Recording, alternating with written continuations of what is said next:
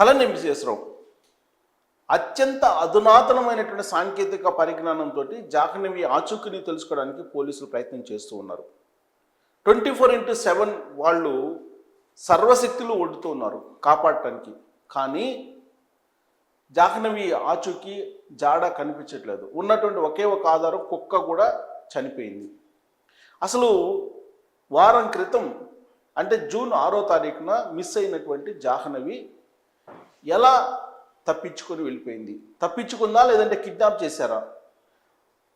2 ఏళ్ల పాప ఎంత దూరం నడవగలదు అంటే కిడ్నాపే అయి ఉండాలి. ఎవరు కిడ్నాప్ చేసి ఉంటారు అనే దాని మీద నేను ఆలోచిస్తూ ఉన్నాను. ఎందుకంటే 2 ఏళ్ల పాపం వారం రోజులు అయింది, ఎక్కడుందో ఏంటో అనే దాని మీద ఒక క్యూరియాసిటీగా ఆలోచిస్తున్నటువంటి క్రమంలో నాకు పరిచయస్తులతో చాలామందికి ఫోన్ చేస్తున్నారు. వాళ్ళందరూ చెప్పింది ఏంటంటే ఖచ్చితంగా బతికే ఉంటుంది, ఆ అమ్మాయి కిడ్నాప్ అయి ఉంటుంది, అంతకుమించి వేరే మార్గం లేదు, ఆ అమ్మాయి నడిచి ఎక్కడికన్నా వెళ్ళి తప్పించుకొని పోయే పరిస్థితి అలాంటిది ఉండదు. ఒకవేళ క్రూర జంతువులు ఏదన్నా చేసి ఉంటే కనుక ఖచ్చితంగా దాని ఆనవాళ్ళు కనిపిస్తుంటాయి. బ్లడ్ కానీ లేదంటే డ్రెస్ కానీ ఇవన్నీ కనిపిస్తుంటాయి. ఇవన్నీ ఏమీ లేవు అని అంటే, పైగా ఆ 1000 ఎకరాల విస్తీర్ణంలో 50 ఎకరాల పరిధిలో వీళ్ళ ఫామ్ హౌస్ ఉంది. వీళ్ళ ఫామ్ హౌస్ అంటే అక్కడి నుంచి వెళ్తే సీసీ కెమెరాలు ఉన్నాయి. పామ్ ఆయిల్ తోటలు అంటే కనిపిస్తుంది. కనిపించేటువంటి రెజల్యూషన్లోనే ఫోటోలు కూడా తీశారు. అంటే శాటిలైట్ ఫోటోలు వీటన్నిటిని పరిశీలిస్తున్నారు. కానీ ఎక్కడ ఆచూకీ దొరికినప్పుడు అసలు ఏమై ఉంటుందని చెప్పి నేను కాశీ అఘోరా పీఠాధిపతి బాలకృష్ణ స్వామి గారిని నేను అడిగాను. ఏంటి స్వామి ఇలా జరిగింది, ఈ అమ్మాయి ప్రాణంతో దొరుకుతుందా లేదా అని అంటే ఆయన ఏమన్నారంటే, మీరు చేసినటువంటి ఫోన్ టైము బట్టి ఖచ్చితంగా ఆ అమ్మాయి రేపు మధ్యాహ్నం లోపల తిరిగి వచ్చేటువంటి అవకాశం ఉంది, ఒకవేళ రాకపోతే ఇంకా లేనట్టే అన్నట్టుగా చెప్పారు. అదేంటి అలా అంటున్నారు అని అంటే, అప్పుడు ఆయన చెప్పింది ఏంటంటే, అమావాస్య రేపు ఆదివారం 11 గంటలకు వస్తుంది. సో సాయంత్రం బలి ఇస్తారు. చాలామంది తెలుగు రాష్ట్రాలు ఈ మధ్యకాలంలో అఘోరాలు తిరుగుతూ ఉన్నారు. వీటి మీద నమ్మకం కూడా పెరిగింది, చాలామందికి నమ్ముతున్నారు, నరబలులు ఇస్తున్నారు. కాబట్టి ఆ కోణం నుంచి మీరు ఆలోచించండి అని చెప్పి ఆయన చెప్పడం జరిగింది. సో అదేదో మీరే చెప్తే బాగుంటుంది, అసలు ఎందుకు ఇలా నరబలులు ఇస్తారు, ఎందుకు ఇది అదే అని ఎందుకు అనుకుంటున్నారు మీరు అని చెప్పి నేను అడిగినప్పుడు ఆయన చెప్పినటువంటి సమాధానం చాలా విస్తృతంగా చెప్పారు. ఆయన్ని అడిగి మనం ఫోన్ ద్వారా తెలుసుకునే ప్రయత్నం చేద్దాం. కాశీలో ఉంటారు, కాశీ అఘోరా పీఠాధిపతి బాలకృష్ణ స్వామి గారు. ఆయన్ని అడిగి తెలుసుకుందాం అసలు ఏంటి, అసలు ఈ నరబలి ఏంటి. కొంతమంది ఈ నరబలు ఈ మధ్య తెలుగు రాష్ట్రాల్లో బాగా ఇస్తున్నారు అని చెప్పి కూడా అంటున్నారు. హలో, నమస్తే స్వామి.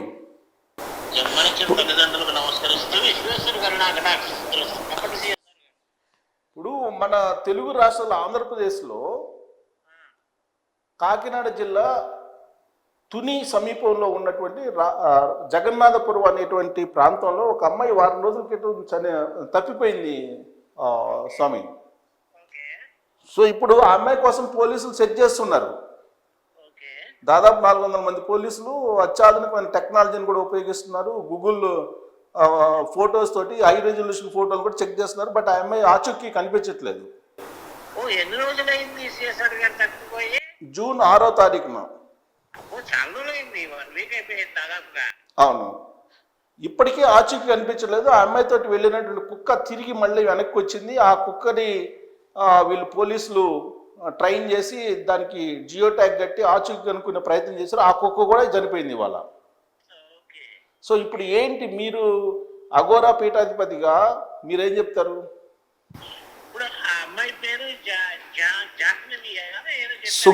సుంకర జ్ఞానేశ్వరి అలియాస్ జాహ్నవి. ఆ అమ్మాయి తప్పిపోయింది అంటే నాకు రకరకాల అనుమానాలు వస్తాయండి. ఇప్పుడు మీరు చెప్పిన పాయింట్ బట్టి ఆ అమ్మాయి వయసు 2 ఏళ్ళు ఎంతో చిన్న పాప అనుకుంటాను. అవును, చిన్న పాప 2 ఏళ్ల పాప ఎంత దూరం నడుస్తుందండి? మాక్సిమం ఒక 1/2 కిలోమీటర్ నడుస్తుంది. ఆ తర్వాత కాళ్ళ నొప్పులు వచ్చి పడిపోతుంది పాప. అవును కదా, ప్రాక్టికల్ గా ఆలోచిస్తే.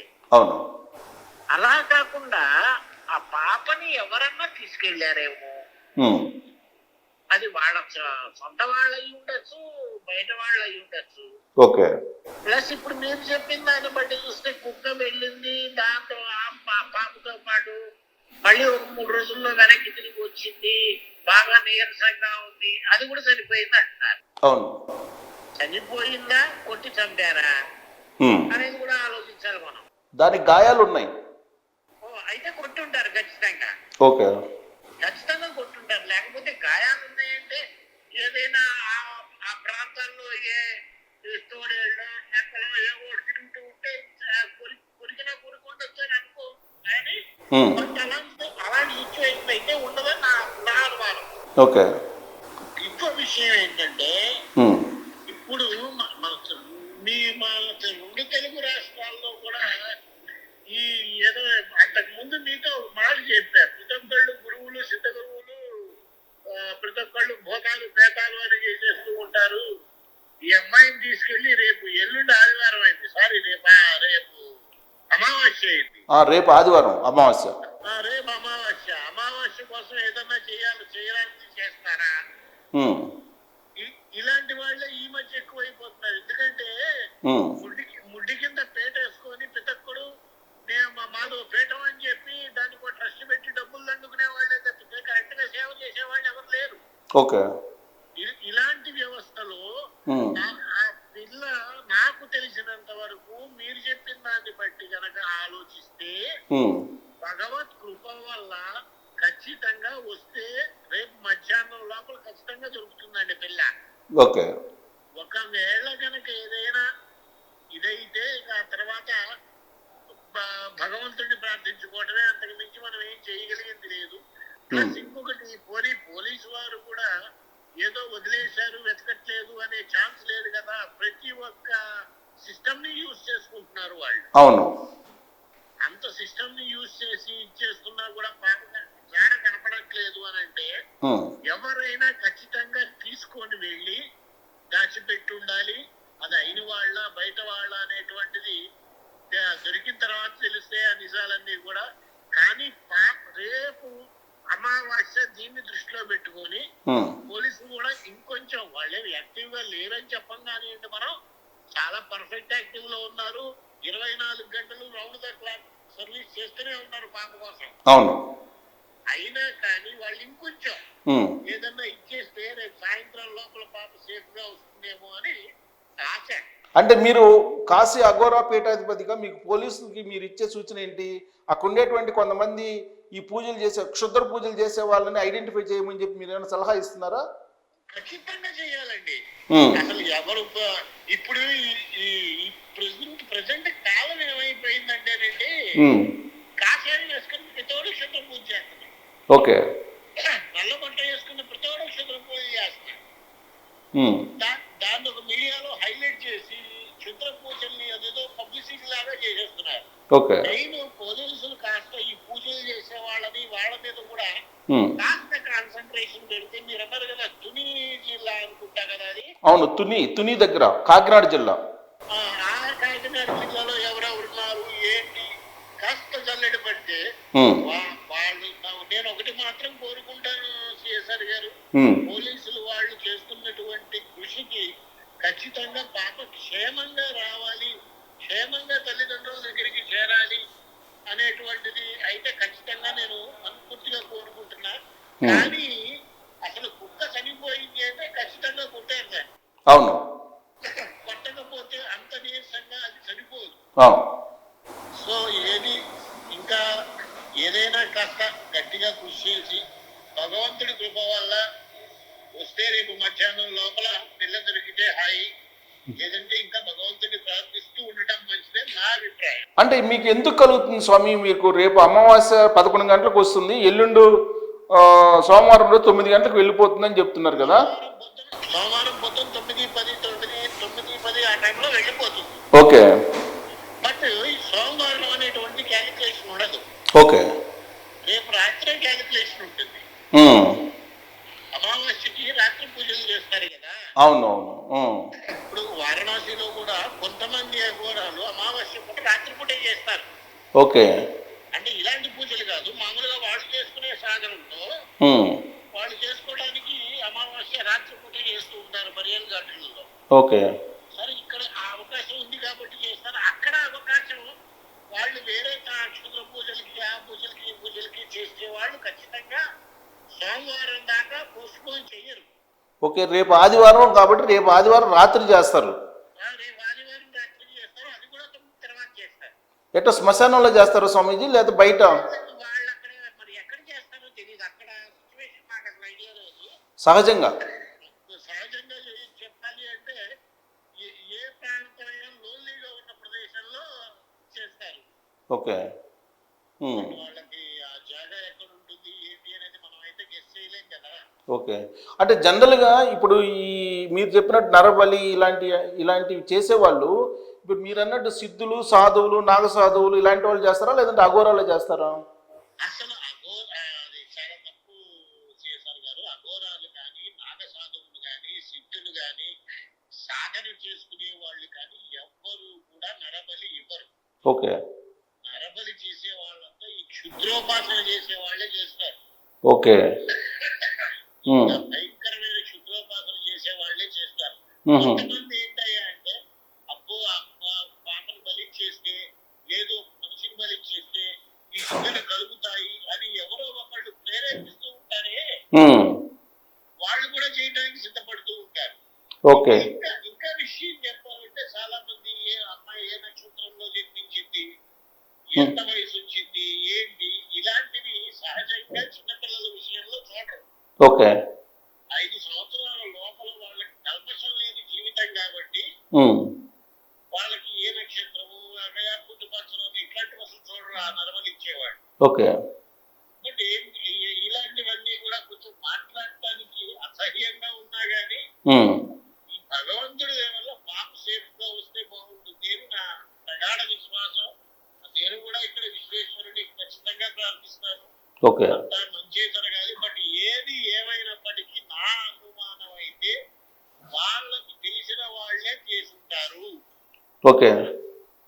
ఆ ఫ్యామిలీ చుట్టాలు ఎవరో చేసుంటారు. అంటే వీళ్ళే, అంటే అదేనండి, వీళ్ళే చేస్తుంటారు, లేదంటే వీళ్ళు ఎవరైనా కిడ్నాప్ చేసి ఇట్లాంటి క్షుద్ర పూజల కోసం తీసుకెళ్ళి ఉంటారు. ఇదే ఆప్షన్. ఇంకా ఖచ్చితంగా అనుమానమే లేదు అందులో. వీళ్ళ వాళ్లే చేసుంటారు, లేదంటే కిడ్నాపే చేసుంటారు. ఎందుకంటే పాప అంత దూరం నడిచి వెళ్ళటం అనేటువంటిది అసంభవం.